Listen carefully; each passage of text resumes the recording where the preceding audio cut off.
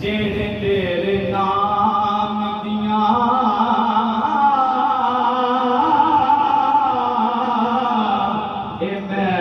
महफिलां सजाते ने, जेड़े तेरे नाम दिया महफिलां सजाते ने, इन्हां बेलियां दा बेड़ा पार होना चाहिदा, इन्हां बेलियां दा बेड़ा पार होना चाहिदा, अल्लाह दे हबीब नाल प्यार होना चाहिदा, जदों याद करो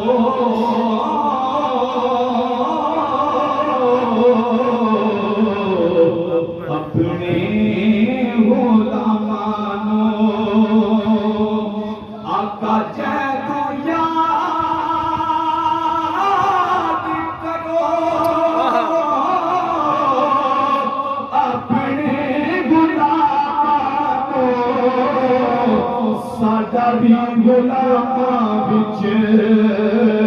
शुमार होना चाहिदा, साडा भी गुलामां विच शुमार होना चाहिदा, अल्लाह दे हबीब नाल प्यार होना चाहिदा, बनते नियाज़ी हो सुभान अल्लाह साजद आखिरी सुभान अल्लाह।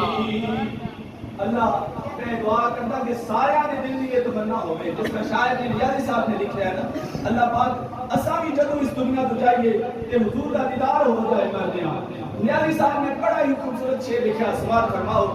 लबां ते नियाज़ी हो